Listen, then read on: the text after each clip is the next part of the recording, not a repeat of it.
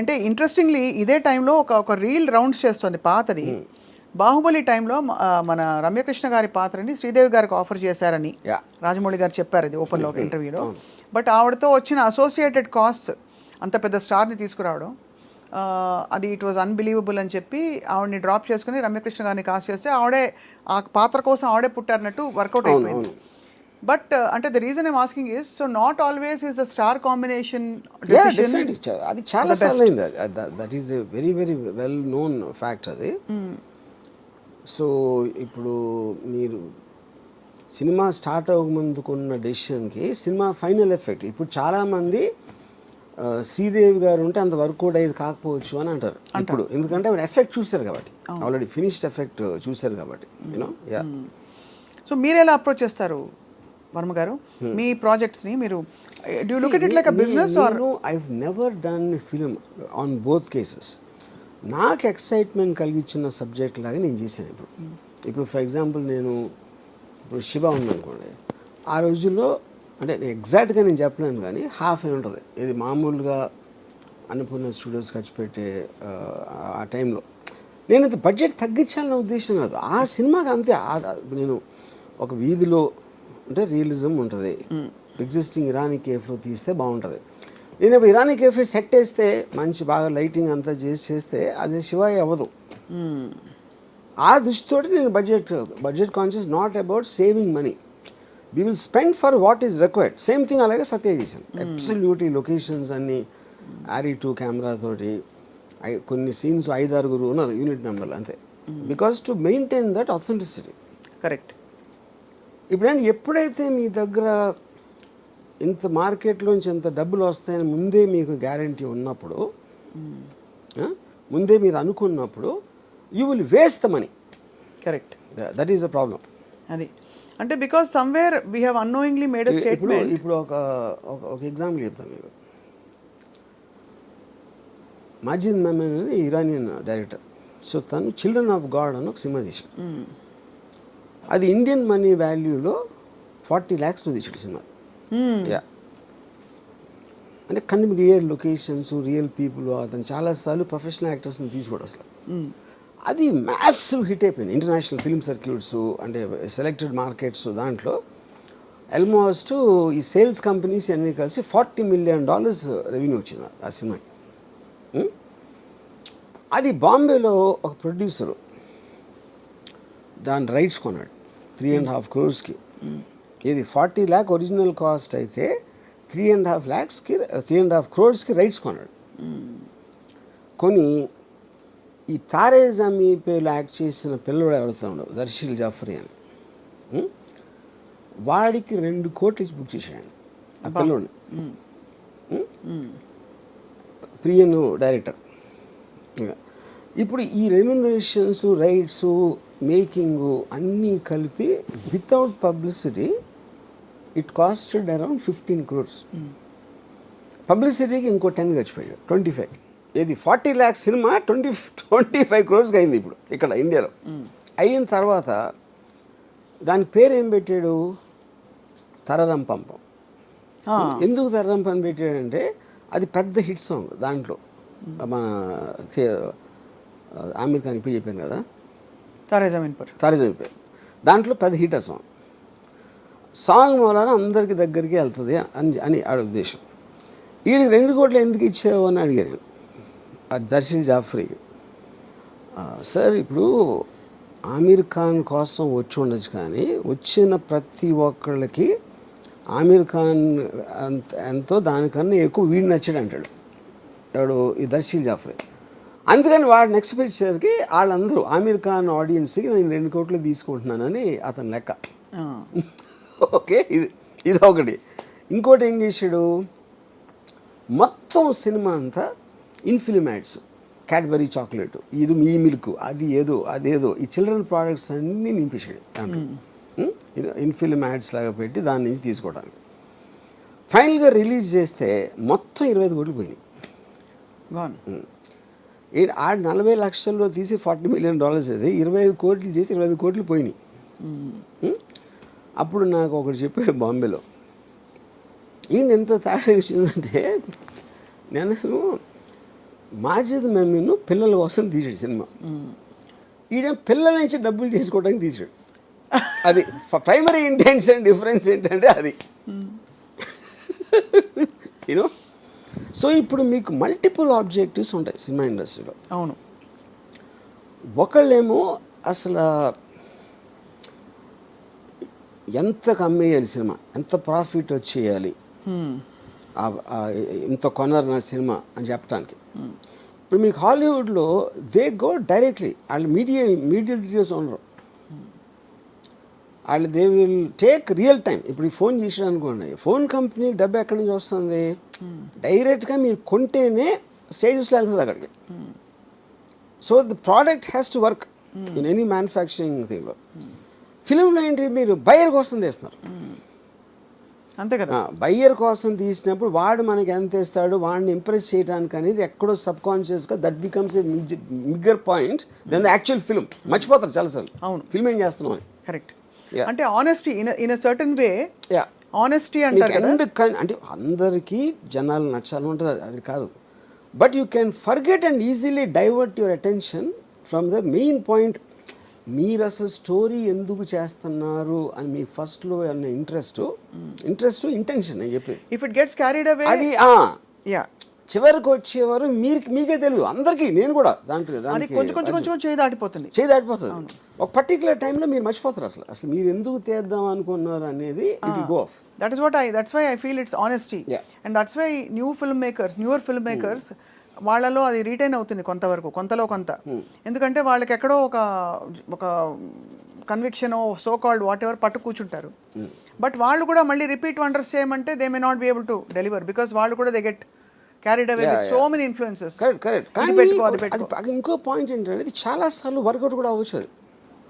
అంటే మీరు ఫిలిం ఎందుకు తీశారు, వాళ్ళు ఎందుకు చూశారు అనే దాంట్లో చాలాసార్లు డిస్కనెక్ట్ ఉంటుంది. ఇప్పుడు for example in Ardh Satya, one of the most influential films. అవును, స్మితా పాటిల్. యా, ఓంపురి. అది నేను ఆల్మోస్ట్ ఒక 7-8 సార్లు చూసుంటాను సినిమా. నేను ఆ డైరెక్టర్ని ఒకసారి రెహమాన్ స్టూడియోలో కలిసాను, గోవిందీలాని.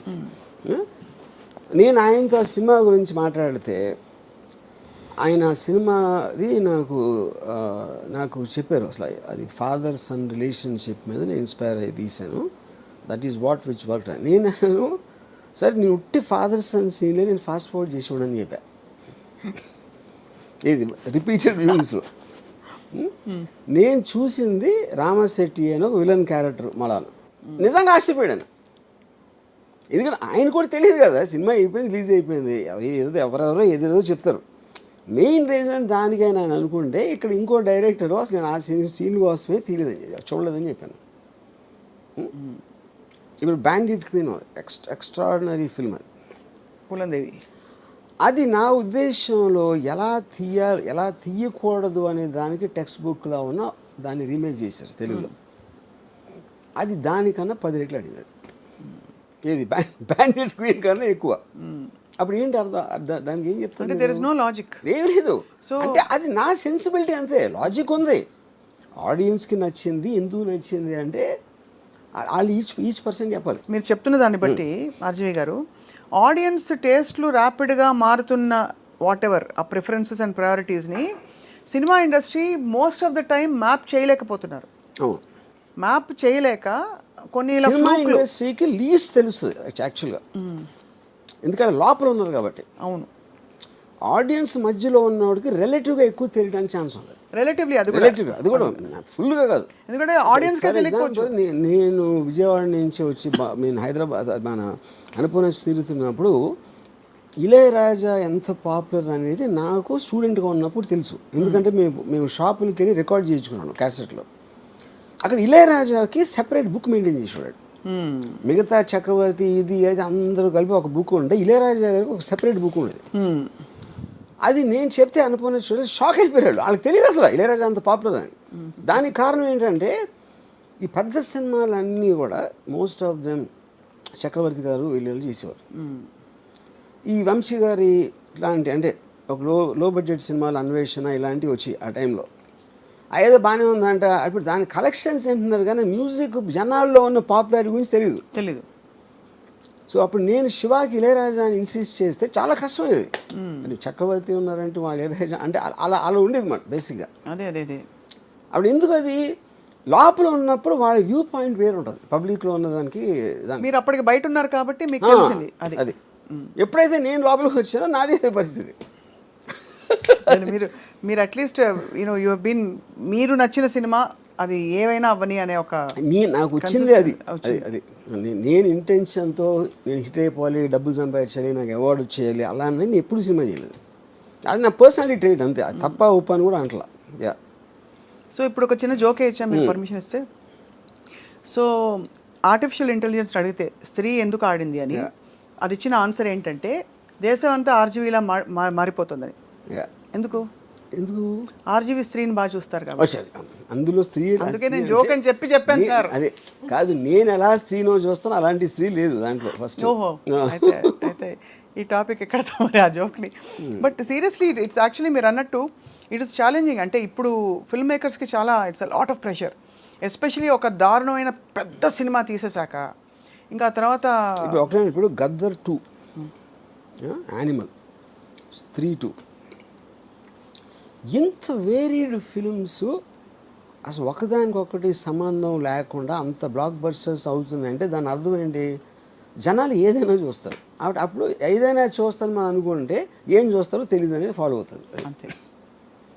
అప్పుడు ఇంకా మనం అనుకున్నది మనం కన్విక్షన్తో చేయటం తప్పిస్తే there is no other choice for anybody. There's no other choice. After that it's about the figures. Correct. ఏ కాస్ట్లో తీయాలి, అవి ప్రాక్టికల్ డెసిషన్స్, అది viability, practical decisions and all that. But ఏదేమైనా మన కన్విక్షన్ని దాటి వెళ్ళి తీయడం వల్ల అది ఛాన్స్ ఆఫ్ హిట్ అవ్వడం ఉండొచ్చు కానీ but there are more chances you'll fail because you are carried away in a lot of noises which is not your own voice. అంతేనా?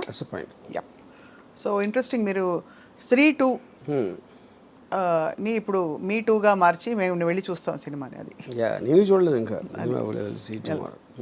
But the point is there is a paradigm shift in terms of. మీకు రాజ్ కుమార్ రావు ఫ్రెండా sir? I know him. You know him. Did you tell him that the film is? No. You haven't yet told. Well, I'm sure he'll be surprised with your tweet. And strangely, tana first film naade nathone chesadu. Oh. He has some 3-scene role in Run. Yeah.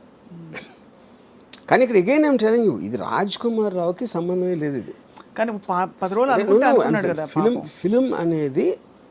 Just ఇప్పుడు ఇంకోటి ఇలాగ trailer అన్నారు కదా, trailer ఎందుకు అసలు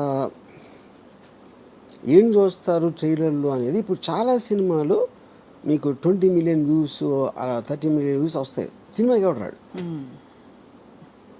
అప్పుడు అక్కడ ఒక లాజిక్ ఏంటంటే ఇంతమంది చూశారు కాబట్టి వాళ్ళందరూ వస్తారు అని మనం అనుకుంటాం. అంతమంది చూశారు కానీ వాళ్ళు చాలామందికి నచ్చలేదని అప్పుడు అర్థమవుతుంది. అంతేగా. ఇప్పుడు ట్రైలర్ చూడటానికి నచ్చడానికి డిఫరెన్స్ ఉంది కదా. Akshay Kumar highest paid actor in the country అంటారు, నిజమా sir? Akshay Kumar no, it's not more than Prabhas. Prabhas is highest paid. Prabhas I think would be the highest. నాకు సరిగ్గా ఎగ్జాక్ట్గా తెలీదు but I would believe. Yeah, because దానికి వన్ ఆఫ్ ద రీజన్స్ ఒకటి films, రెండోది దానికి మల్టిపుల్ లాంగ్వేజ్లో మార్కెట్ ఉంటుంది కదా, which Akshay Kumar won't have. Correct, that's true, that makes sense. Yeah, తప్పకుండా ఈ డార్క్ కామెడీ అండ్ సో ఇప్పుడు హారర్ కామెడీలు విపరీతంగా తీయటం మొదలెడతారు ఇప్పుడు అందరూ. ఇప్పుడు చక్కగా చేతులు కాదు ఇప్పుడు. అంటే మీకు any success is always followed immediately. Yeah, so ఇప్పుడు ఒక మొత్తం ప్రొడక్షన్ ఆఫీసెస్ అన్నిటిలో ఒక డార్క్ గ్లూమీ లైటింగ్, ఎందుకంటే ఆ టోన్లో తీసేది ఇది. ఓహో, స్త్రీ 2 లైటింగ్ టోన్ అది. మొత్తం లైట్లు హరిపేసి బ్లూ లైట్ వేసుకుని నాలుగు వేస్తారు. ఏంటి నాలో లేనిది అమ్మాయిలో ఏముంది అని ఆలోచించినట్టు నా సినిమాలో లేనిది ఆ సినిమాలో ఏముంది అని అందరూ ఆలోచించుకుంటూ ధ్యానం చేసుకుంటూ కూర్చోవాలి. నేను యానిమల్ గురించి చెప్పినప్పుడు సందీప్ అంగకి చెప్పాను, మొత్తం ప్రొడక్షన్ ఆఫీస్లో మీ డిస్కషన్ రూమ్ ఉంటుంది కదా, ఆ డిస్కషన్ రూమ్లో డెసిషన్స్ తీసుకుంటారు, స్టోరీ ఏంటి, ఎలా ఉండాలి, ఇలాంటివన్నీ జరుగుతూ ఉంటాయి. అప్పుడు వేరే వేరే వాళ్ళు వస్తారు. వచ్చినప్పుడు అందులో పెద్ద మాస్టిఫ్ కుక్క ఉందనుకోండి. ఇప్పుడు మీ కుక్క అంటే మీకు కంఫర్ట్ ఉంటుంది. ఆ బయట నుంచి వచ్చిన వాళ్ళకి అమ్మ ఇంత పెద్ద కుక్క ఏమైనా చేస్తుందా, గబుక్కుని కరుస్తుందా అనే ఒక టెన్షన్ ఉంటుంది కదా. ఆ టెన్షన్లో కూర్చుని దాని మూమెంట్స్ గమనిస్తూ ఉంటారు, ఇటు ఒకటి తిరుగుతూ ఉంటుంది. అలా గమనిస్తున్నారు అయితే. అది అలాగా యానిమల్ అనే సినిమా అది చేస్తాను నేను ప్రొడక్షన్ ఆఫీస్లో. అంతే. వీళ్ళు ఏం డిస్కస్ చేసినా యానిమల్ తిరుగుతూ ఉంటుంది వాళ్ళ మైండ్స్లో.